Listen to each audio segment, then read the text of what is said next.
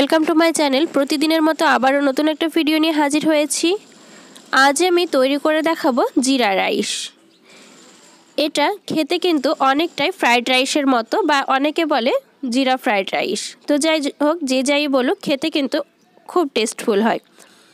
এখানে আমি জিরা রাইস তৈরি করার জন্য নিয়ে নিয়েছি ভাতটা আমি আগেই তৈরি করে নিয়ে ঠান্ডা করে নিয়েছি, একটু মানে ঝরঝরে করে নিয়েছি। এবার আমি রান্নায় চলে যাব। একটা প্যান বসিয়ে দিলাম। প্যানে আমি 2 চামচ মতো ঘি গরম করে নেব। ঘিটা যতক্ষণ গরম হচ্ছে ততক্ষণে বলি যে আপনাদের যদি আগের দিনের যদি ভাত অনেকটাই থেকে যায়, এইভাবে যদি আপনারা জিরা রাইস করে নিয়ে সামান্য চিকেনের সাথে খান, দেখবেন খেতে কিন্তু অনেক টেস্টফুল হয়। ঘিটা গরম হয়ে গেছে, এবার আমি ভাতটা দিয়ে দিলাম। ভাতটা আমি 4 থেকে 5 মিনিট মতো নাড়াচাড়া করে নেব। যতক্ষণ নাড়াচাড়া করছি তার আগে বলি, আমার রেসিপিটা যদি ভালো লাগে অবশ্যই একটা লাইক করবেন, কমেন্ট বক্সে জানাবেন। আরও নতুন নতুন ভিডিও পেতে আমার চ্যানেলটিকে সাবস্ক্রাইব করবেন এবং পাশে থাকা বেল আইকনটা অবশ্যই ক্লিক করবেন ও অল করে দেবেন, তাহলে সমস্ত রান্নার আপডেট আপনি সবার আগে পাবেন। এবং আমার অল সাবস্ক্রাইবকারকে আমি ধন্যবাদ জানাচ্ছি। এটা আপনারা বাচ্চাদের টিফিনেও দিতে পারেন, বাচ্চারা অনেক আগ্রহ সহকারে খাবে, যেহেতু একটু ফ্রাইড রাইসের মতো হয় খেতে কিন্তু আমার খুব ভালো লাগে। যাই হোক, নাড়াচাড়া করে নিলাম প্রায় 5 মিনিট মতো। এবার আমি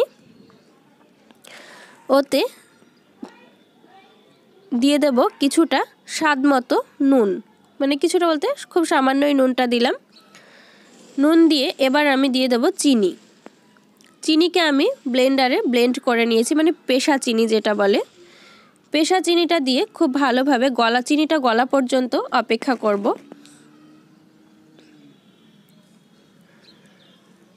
চিনিটা গলা পর্যন্ত অপেক্ষা করছে, আবারও 2 মিনিট মতো আমি নাড়াচাড়া করে নিচ্ছি। 2 মিনিট নাড়াচাড়া করলে চিনিটা অনেকটাই গলে যাবে।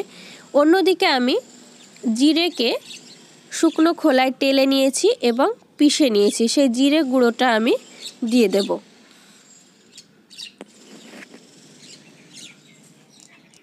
এবার জিরে গুঁড়োটা দিয়ে দিলাম। জিরেটা কিন্তু প্রথমেই বললাম শুকনো খোলায় একটু টেলে নিয়ে তারপরে আমি গুঁড়ো করে নিয়েছি। জিরে গুঁড়োটা দিয়ে আবারও আমি 3-4 মিনিট মতো খুব ভালোভাবে নাড়াচাড়া করে নেব। নাড়াচাড়া করে নিয়ে আমি সামান্য ধনেপাতা দিয়ে ছড়িয়ে দিয়ে নামিয়ে নেব। ধনেপাতাটা একদমই অপশনাল, আমার একটু বেশি ভালো লাগে ধনেপাতা, তাই দিলাম। আপনাদের মন না চাইলে দেবেন না। যাই হোক, তৈরি হয়ে গেল জিরা রাইস।